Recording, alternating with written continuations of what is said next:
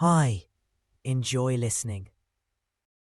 Claire Morgan stood barefoot in front of a three-panelled mirror, the train of her beaded white gown sweeping across the marble floor like a tide she couldn't stop. The boutique's soft lighting cast a golden hue on her honey blonde hair, and the stylist buzzed around her like a moth to a flame, fussing with the sleeves, adjusting the bodice, adding a crystal-dusted veil. "You look divine," the stylist breathed. Claire forced a smile. She knew she looked perfect. That wasn't the problem.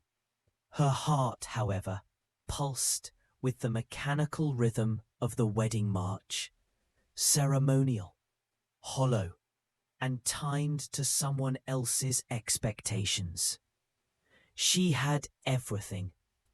A ring worth more than her parents' house, a groom with the Holloway name, and a wedding planner so precise she made surgeons look clumsy. The guest list had senators, authors, CEOs, and a former Olympic gymnast who now owned a chain of smoothie franchises. Everyone had something riding on this wedding. Everyone except Claire. "Is the train too dramatic?" she asked, turning slightly. The stylist gasped. "Dramatic? Darling, it's breathtaking. Just like you'll be when Brent sees you walking down the aisle." Claire nodded faintly, her hands smoothing the satin. She'd walked this path willingly, or at least without protest. The Holloways were close friends of her father's firm, and Brent had always been the golden boy. He was good-looking in a catalogue model way, polite, patient, charitable. He even remembered her mother's birthday. But he never made her heart race. He didn't challenge her. He didn't see her. Still, marrying Brent would unlock doors she'd only dreamed of. Connections, philanthropy projects, freedom to leave her office job and pursue something creative. Photography, maybe, or design. Her father always told her marriage was a platform. "Claire, sweetie, are you okay?" her mother asked gently from the couch, where she'd been scrolling through pictures of centerpieces on her phone. Her tone had that rehearsed concern Claire recognized from every family dinner. "I'm fine, just tired." Claire turned back to the mirror and plastered on a smile that didn't reach her eyes. In her head, she was already elsewhere, far from this boutique, this life, somewhere wild and quiet, where no one knew her name or cared who she married. And then, like a flicker of rebellion, the thought came, what if I didn't go through with it? She shoved it down instantly. Too late. Too many moving parts. Too much money. Too many expectations. Claire reached for her clutch and stepped down carefully from the pedestal. She was getting married in 4 days. She had everything a woman could want, and she had never felt more like running. Claire waited until the house was quiet. The Holloway estate always felt more like a museum than a home. Tall ceilings, marble floors that echoed, and art so expensive it came with its own insurance policies. Her heels clicked softly as she moved down the hallway toward Brent's wing. Technically, it was still his parents' home, but his suite was the size of a Manhattan apartment, and the decor screamed generational wealth meets tastefully dull. She knew she shouldn't be snooping, but Brent had told her during brunch that he'd prepared a private surprise for her before the big day, something honeymoon-themed. The word had stuck in her mind like a popcorn kernel in her teeth. Was it a necklace? A bracelet? A key to a villa somewhere in the south of France? Brent loved grand gestures. She paused at the door, checked that no one was watching, and slipped inside. The air smelled faintly of his cologne, something woodsy and clean, like pine and control. She walked past the bookshelf, entirely color-coordinated, and headed for the closet. The lights came on automatically.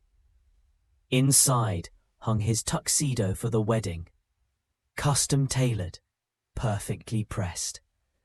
She smiled faintly. At least one of them was dressing for the part. Then she spotted something peeking from the inside pocket of the jacket. A glossy pamphlet with a mountain landscape on the cover. Curious, she tugged it free. Her smile faded instantly. Adventure awaits. 7-day cycling tour through the Rocky Mountains. Claire blinked. She flipped it open. Bold print advertised rustic lodging, daily trail rides, and limited connectivity for maximum peace. This had to be a mistake. He knew she didn't like biking. She'd once twisted her ankle on a SoulCycle machine. Hadn't she mentioned, more than once, that she wanted something European, luxurious, romantic? She was marrying a Holloway, for God's sake. Not backpacking through Colorado with a GoPro and granola. Before she could talk herself down, the door creaked. "Looking for something?" Brent's voice was calm, too calm. Claire spun around, guilt and irritation wrestling for dominance. He stood in the doorway in a cashmere pullover, his expression unreadable. "I was curious," she admitted. "You mentioned a surprise. And so you thought you'd go digging through my pockets?" His brows lifted, just slightly, very bridal. Claire crossed her arms. "You planned a honeymoon without even asking me?" He stepped into the room, took the pamphlet from her hands, and set it back into his pocket, with almost theatrical precision. It was meant to be a surprise. She scoffed. Intimate, with saddle rash and dehydrated protein bars. His tone cooled. "I didn't think you were the kind of woman who needed spa resorts and champagne to be happy." Her breath caught. It was subtle, but cruel. He knew exactly what buttons to press. "I'm not," she said, voice low. "But I am the kind of woman who doesn't want to spend her honeymoon getting eaten alive by mosquitoes." Brent shook his head. "Maybe we're both figuring out some things a little late." She took a step forward, heart thudding. "What is that supposed to mean?" He looked at her, not with affection or humor, but with distance. "It means you're not the person I thought I was marrying." Silence ballooned between them, and then Claire heard herself say, "Then maybe we shouldn't get married at all." He didn't answer. She didn't wait. With a speed that surprised even her, Claire walked past him, down the hallway, down the bran staircase, out the heavy oak doors, and into the cool night air. She didn't cry. Not yet. She didn't even take her car. She just walked, clutching her phone, feeling her pulse race for the first time in weeks. She had no plan, only one fierce, unrelenting thought. I can't go through with this. Jenna Pierce balanced her rapidly melting ice cream in one hand and her phone in the other as she power-walked up the sidewalk outside her office building in downtown Portland. Her boss was already blowing up her phone, even though she had 7 full minutes left on her lunch break. "I'm almost there, Greg," she muttered into the phone. "Relax. The server migration isn't going to crash just because I stepped out for 30 seconds. She hung up before he could whine about her lack of urgency and sighed. The ice cream, pistachio caramel from the trendy new place on 9th, had been her one indulgence this week, and now it was dripping onto her wrist. "Figures," she said aloud. 50 grams of sugar, $8, and I'll barely enjoy it. "You paid $8 for that?" a voice said beside her. Jenna startled. A tall man in a button-down and slacks stood a few feet away, leaning against a lamppost. He was clean-cut, about 30, with brown hair swept back and a confidence that made him seem like he didn't fully belong on a regular sidewalk. "Excuse me?" she said sharply. He smiled, not sheepishly enough. "Sorry, I just meant for $8. I hope it's worth it." She narrowed her eyes. "Let me guess. You're about to tell me how women waste money on lattes and frozen treats instead of real investments." He raised both hands, palms out. "Not at all. I think everyone deserves a little sweetness. I just couldn't help noticing. You don't seem to be enjoying it." Jenna rolled her eyes. "Look, I don't know what kind of weirdo walks up to strangers mid-bite to comment on their food choices, but unless you're offering to pay my rent or hand me a new job, I've got no time for this." That usually did the trick. But this guy didn't back off. If anything, he looked thoughtful. "I am offering you something," he said carefully. Jenna blinked. "What?" "A business arrangement," he said. "Unusual, but legitimate." She snorted. "Let me guess. I send you my bank account and you make me rich by next Tuesday?" "No scams," he said. "Just a very specific request. I need someone to pretend to be my fiancé for the day." She nearly dropped her cone. "I'm sorry, what?" "I'll pay you," he added quickly. "Well, very well. More than you make in a month. Probably more than you make in 3. Jenna took a slow step back. "Okay, now I know this is either a prank, a bet, or some kind of elaborate TikTok thing." "It's not," he said calmly. "I'm serious. And you just picked me out of a crowd, huh? What if I'd been a tourist or married?" He hesitated. "You looked real." Jenna narrowed her eyes. "That's the worst pickup line I've ever heard." "No pickup line," he said. "This isn't romantic. This is damage control." Jenna's curiosity finally edged out her annoyance. "Damage control for what?" He exhaled. "My wedding was supposed to be today. My bride walked out. I can't cancel.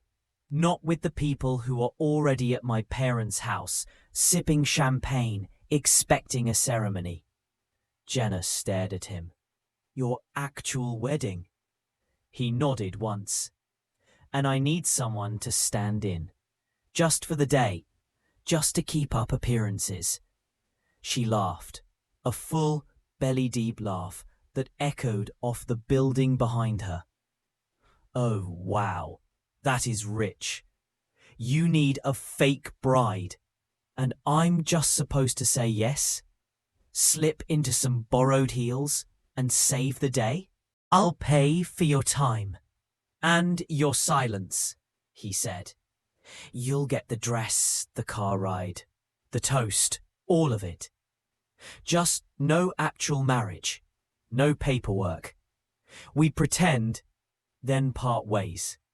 You walk away with enough to change your life. Jenna stared at him. This stranger with the cool eyes and the insane proposition. Her rent was 2 months overdue. Her job was hanging by a thread. And her last date had been with a guy who used the phrase crypto king unironically. What's your name? She asked slowly. Nolan Carter. She raised an eyebrow. And I'm just supposed to believe any of this. I'll prove it. He pulled a black wallet from his back pocket and handed her a driver's license and business card. Sure enough, Nolan Carter, CFO of a tech firm she'd actually heard of. Jenna looked up at him again. You're serious. Dead serious. A long pause. Then she said, I want enough for a 1-bedroom apartment, downtown, 6 months rent, plus moving costs. Nolan didn't even blink. Done. She exhaled, looked at her melting ice cream, and tossed it in a nearby trash can. All right, Mr. Carter, lead the way. He smiled, this time just a little. Thank you, Ms. Pierce. Jenna Pierce. His voice was steady. Then let's go get married, Ms. Pierce. The black car that pulled up to the curb was sleeker than anything Jenna had ever ridden in. The interior smelled faintly of leather and something expensive, sandalwood maybe. As she slid into the back seat next to Nolan, he couldn't help but shoot him a side-eye glance. I feel like I should be filming this for a documentary, she muttered. Nolan cracked a slight smile. Don't worry. I'm not expecting you to actually fall in love with me. Good, she said, because I've seen that movie. It doesn't end well. He tapped something into his phone. I texted the stylist. You'll have a dress waiting when we arrive. Hair and makeup will be handled on site. Wow, she said. A full glam team. Does the fake bride get her own fake glam squad? You'll look like the woman I was always supposed to marry, he said, without looking up. Jenna blinked. The compliment came out of nowhere, soft and oddly disarming. Then she shook it off. Let's go over the deal one more time, she said, crossing her arms. Just so we're clear. Nolan nodded, his expression sharpening. Of course. 1, she said, holding up a finger. I'm just playing the part. No legal documents, no real wedding license. Right, he confirmed. My parents think it was filed yesterday. No one else will see it. We'll destroy it afterward. 2, I stay overnight if I have to, in a separate room. He nodded again. Naturally. 3, she continued. I don't want photos of me showing up online or in press releases. If your family uses media, I want a clause that lets me keep my face out of it. I'll make sure our PR team scrubs anything if it leaks, he promised. And if it doesn't work, you'll get a bonus. She hesitated. 4. I get paid tonight. No games, no delays. I already wired the first half, he said. The second half, you'll get once the guests leave. That made her sit back for a second. You really did wire it? Check your phone, he said simply. Jenna pulled up her mobile banking app. Her jaw nearly dropped. Oh my God, she whispered. You weren't kidding. Nolan finally met her eyes. I don't play games when it comes to contracts. And what about 5? She asked. He raised an eyebrow. There's a 5th? She gave him a sideways glance. Yeah, no weird surprises. No sudden requests to act in love or make some passionate speech about how we met at a Himalayan retreat. His smirk returned. You're safe. Just a believable first dance, a few toasts, and maybe a chaste kiss at the altar. She groaned. Chaste kiss? Define chaste.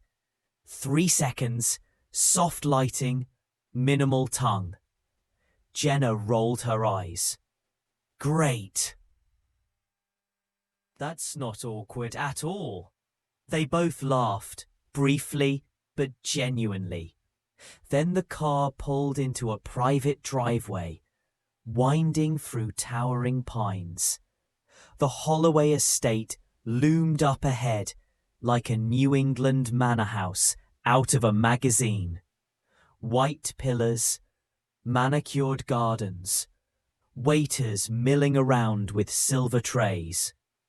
A few staff members greeted them and ushered her into a guest suite, where a gown, ivory, strapless and elegant, hung waiting beside a full vanity table. The room had soft music playing, champagne chilling on ice, and a hairstylist already prepping a hot curling wand. As Jenna slipped behind a divider to change, she muttered to herself, "What the hell am I doing?" A voice from the other side, the stylist, called out, "You're becoming a very lucky bride, honey." Jenna zipped up the dress and stared at her reflection in the mirror. She didn't look like herself.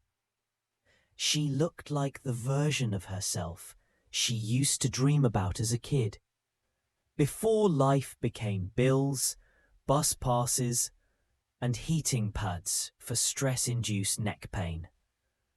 When she stepped out, the stylist gasped, "Oh, sweetheart, you might make that man fall in love with you for real." Jenna grinned faintly. Let's hope not. The sun was dipping low behind the tall oak trees as Jenna stepped onto the Holloway's sprawling backyard terrace, now transformed into a wedding dreamscape.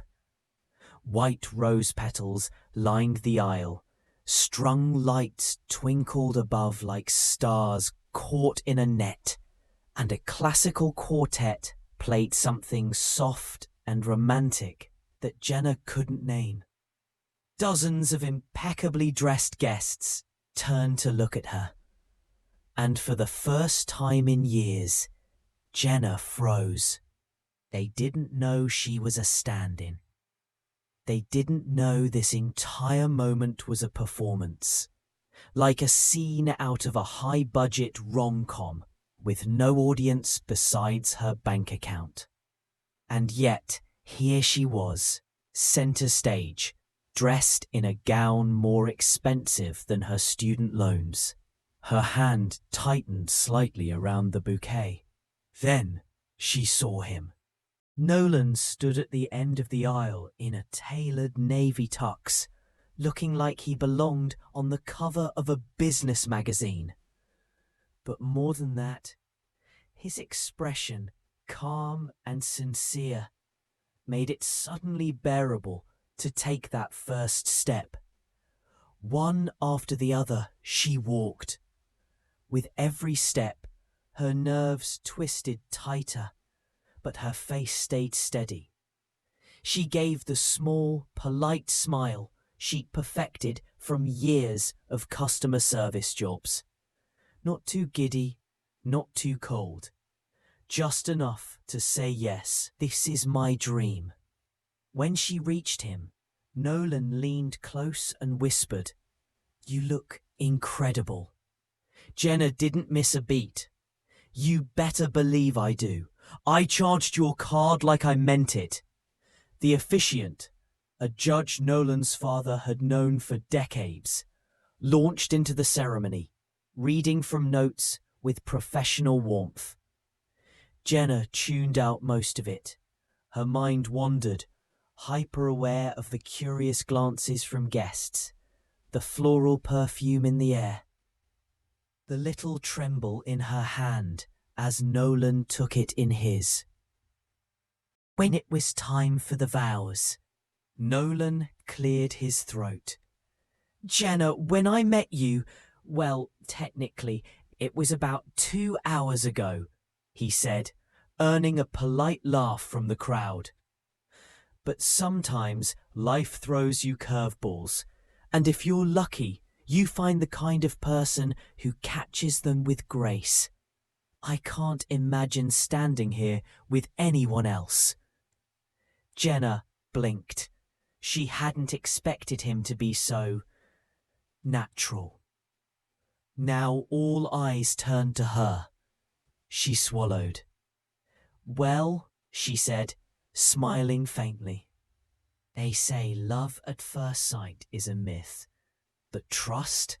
Sometimes it happens quicker than you'd expect.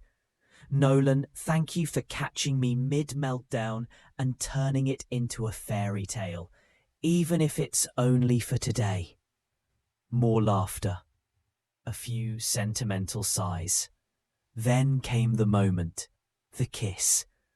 Jenna hesitated for a split second. Her brain screamed, "Fake, fake, fake," but her body leaned forward anyway.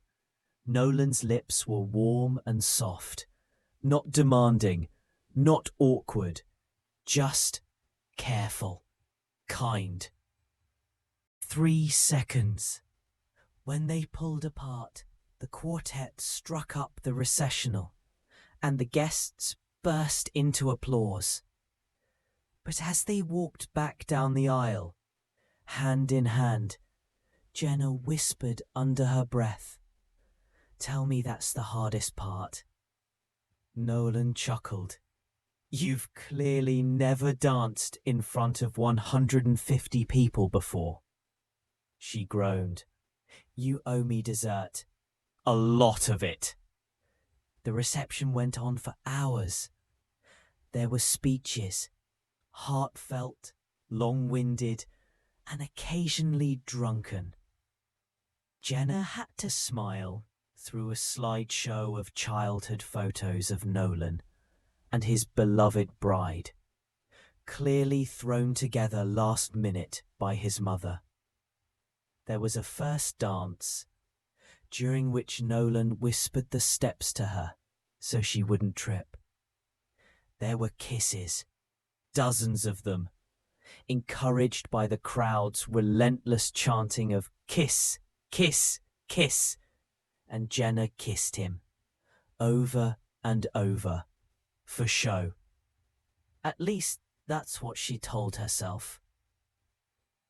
By the time the night wound down, her cheeks ached from smiling, her feet from dancing, and her lips, well, from kissing someone she shouldn't have liked this much.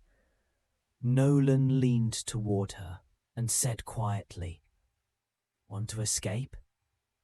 God, yes. They slipped away under the pretense of needing to freshen up. Nolan led her down a side hall to the quiet wing of guest rooms.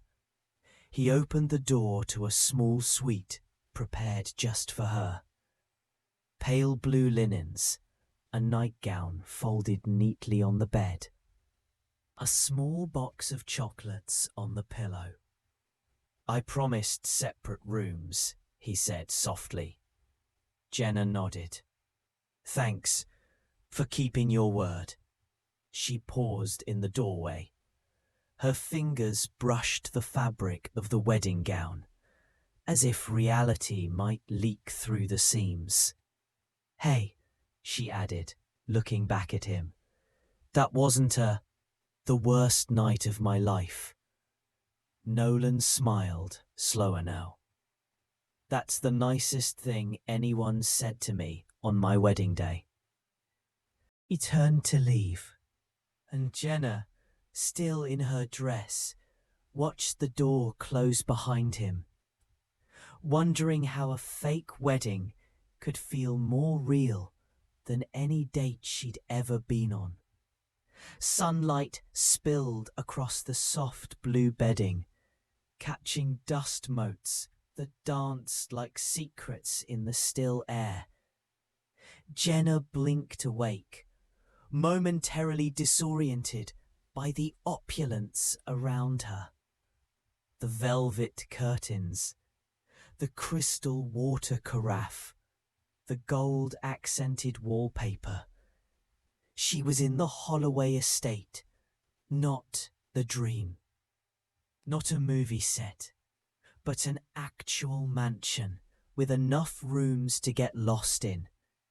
She stretched slowly, muscles sore from dancing, head slightly heavy from champagne.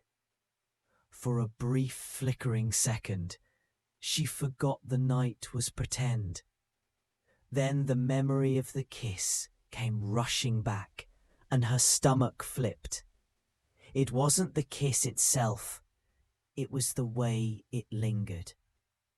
Pulling on the robe laid out for her, she padded barefoot into the hallway.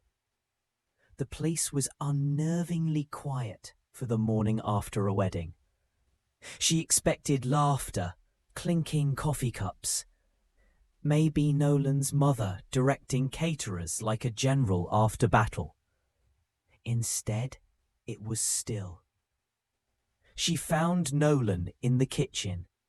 He stood at the espresso machine in sweatpants and a soft black t-shirt, hair messier than usual, like sleep hadn't quite let go of him yet. "You're up early," she said, leaning against the doorframe. He glanced over his shoulder. Couldn't sleep. Jenna stepped inside, folding her arms across her chest. "Feeling guilty? Or just wondering how you managed to convince everyone you married a woman you met in an alley?" He smiled faintly. "Neither. Just thinking." She raised an eyebrow. "About what?" He handed her a cup of coffee without answering. They stood for a moment in a silence that wasn't awkward, just weighty. Finally he said, "My mother cried." Jenna blinked. "During the ceremony?" He nodded.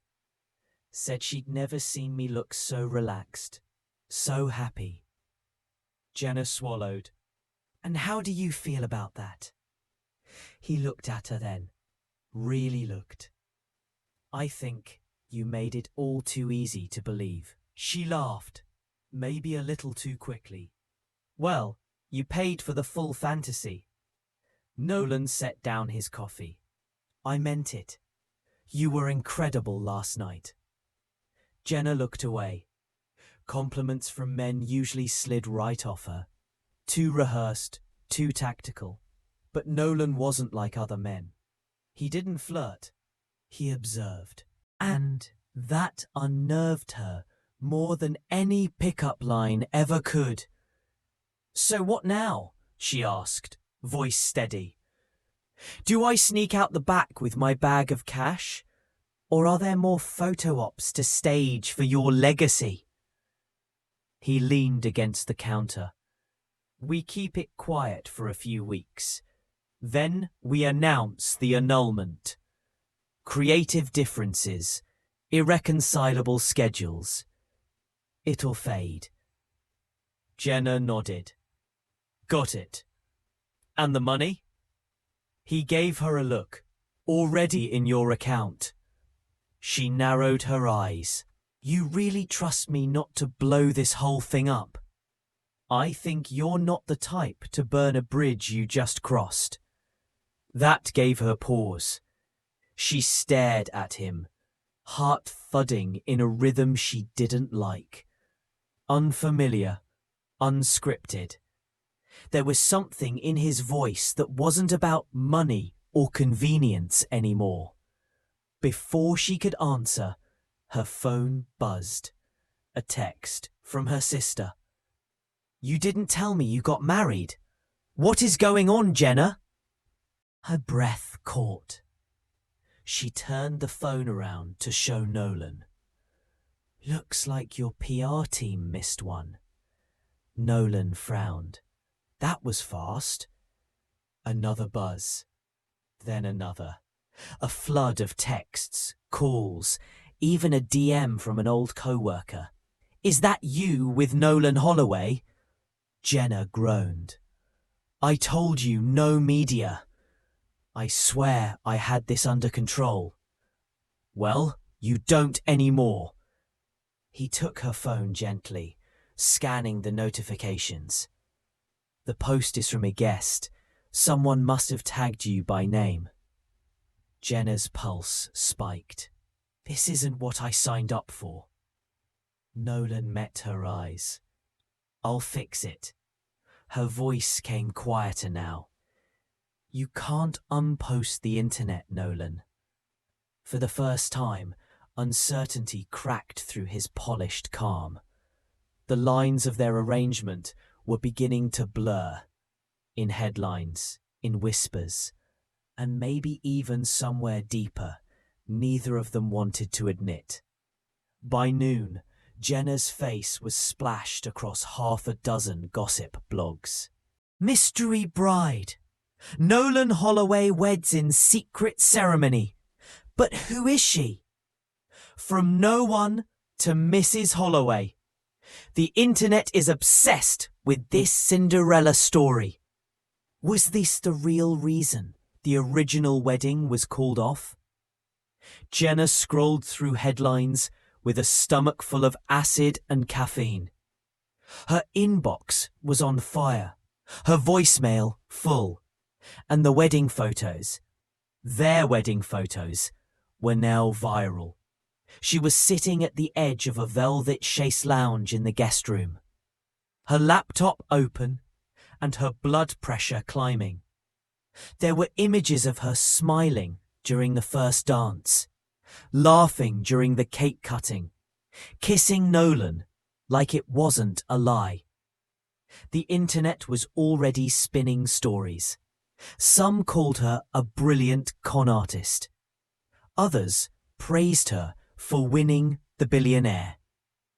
One YouTube influencer suggested she might be a long-lost heiress from Europe, discovered in secret. She slammed the laptop shut just as the door creaked open. Nolan stepped inside. His usual control was cracking. His tie was loose. His shirt sleeves were rolled up. He looked like a man chasing a fire with a glass of water. "We have a problem," he said. "No kidding," Jenna snapped, arms crossed. "You promised me privacy. Now I'm a meme." I know, he said quickly. "I've got the legal team issuing takedown requests for any footage that wasn't authorized. But it's out now." "We can't undo it completely." Jenna stood. "You said this would be quiet. Fast. Clean. It was supposed to be." He rubbed a hand over his jaw. But you're more... She stared at him, heart pounding. I didn't ask for attention, she said finally. I know, he said quietly. But people are watching. Now we have to decide what story to give them. She laughed once, bitterly. There is no story, Nolan. It's fake. You hired me to fix a PR disaster, and now we're in a bigger one. But what if we pivot? He said, stepping closer. What if we don't end it? She froze. What? He took a breath. What if we play the long game? Lean into it. The short engagement, followed by a quiet wedding. The world loves a redemption arc. Do you even hear yourself? Think about it, Jenna, he said, voice low. You hate your job. You're drowning in bills. What if you didn't have to go back to that? You'd be set. A public-facing wife means a shared image. Designer deals, travel, influence. We'd both benefit. And the feelings part? She asked, her voice sharp. Just skip that again? His jaw tightened. We'd figure it out. Her eyes narrowed. No, you'd figure it out. I'd be living in your house, in your story, with no idea where I stood. Isn't that what you signed up for? He shot back. Her breath caught. For a second, there was nothing but the hum of tension between them. Then she grabbed her phone and bag. I didn't sign up for a life I can't breathe in. Jenna, wait, but she was already walking past him, out the door, through the corridor, past the photos of generations of Holloways and their perfect teeth and perfect lives. Outside, the summer air was thick with heat and noise. Reporters had gathered at the estate gates. Jenna spotted camera flashes, even from a distance. She took a side path toward the guest parking lot, Nolan's assistant trying to call after her, but she didn't look back. By the time she slipped into the back of a waiting rideshare, her hands were shaking. The driver asked, Where to, ma'am? She hesitated. Then, anywhere but here. As the car pulled away from the estate, Jenna looked out the window, the weight of the past 48 hours pressing on her chest like a secret she didn't know how to keep. The problem wasn't the lie. It was how dangerously close it was to the truth. Jenna hadn't expected to end up at a lakeside motel 2 hours outside the city. But by the time her rideshare pulled into the cracked asphalt lot, it was dusk, and the neon vacancy sign flickered like a lifeline. She paid in cash, using the name Jenna Matthews, and carried her overnight bag into a room that smelled faintly of lemon cleaner and dust. No chandeliers, no designer robes, just a worn armchair, a queen bed, and silence. She sank onto the edge of the mattress, phone face down on the nightstand, heart still rattling in her chest. This was supposed to be simple. A transaction, a performance. But somewhere between the aisle and that morning after coffee, lines had blurred. Nolan wasn't just a paycheck anymore. He was a person.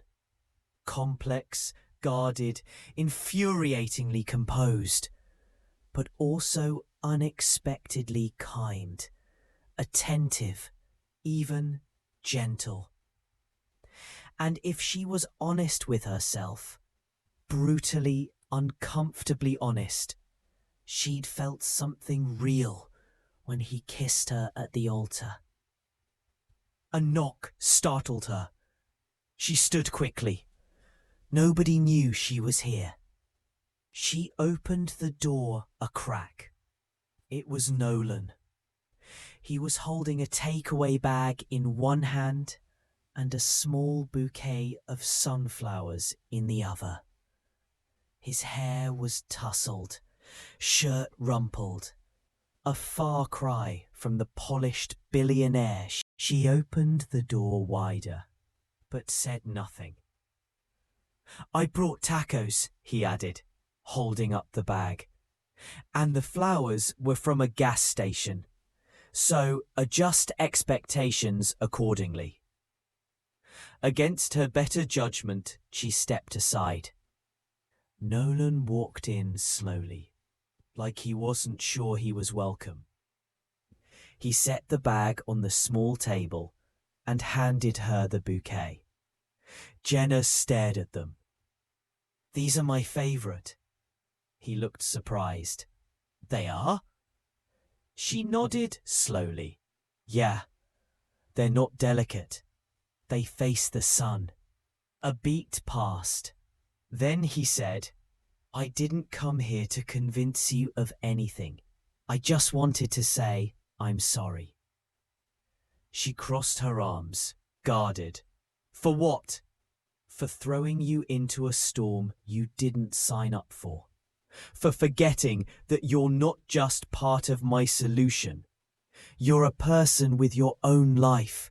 I crossed a line." Jenna sat down in the armchair. "You're not used to people saying no to you, are you?" He smiled faintly. "Not lately." "And now?" "I'm learning." Silence settled between them. Not tense this time, just reflective. She looked up. "What do you want, Nolan? Really?" He didn't answer right away. Then, "I want a fresh start. Something real. With someone who's not playing a part. And I think that might be you." Her heart thudded. "But we started with a lie," she said quietly. He nodded. "So maybe we start over. No contracts, no expectations." She searched his face for deceit and found none. Just honesty. Maybe hope. "I can't be a trophy wife," she said. "I don't want one. I don't know how to be in your world." "Then we'll make a new one." She let out a breath, shaky. He reached into his pocket and pulled out a key. "To the lake house," he said. "It's quiet. No press. If you need space, it's yours." He held it out, but didn't press. Jenna took it slowly, her fingers brushing his. And something in her chest softened. Maybe, just maybe, she didn't need to run. Maybe this was the beginning of a choice, hers. 3 months later, the lake was quiet and still, the surface like glass reflecting the late autumn sky. Jenna stood barefoot on the dock, the hem of her simple white dress swaying in the breeze. No diamonds, no veil, just a soft cotton sundress she'd found in a local boutique and a sunflower tucked behind her ear. Nolan waited at the end of the dock, wearing a linen shirt with the sleeves rolled to his elbows. No tie, no press, just him. He looked different now.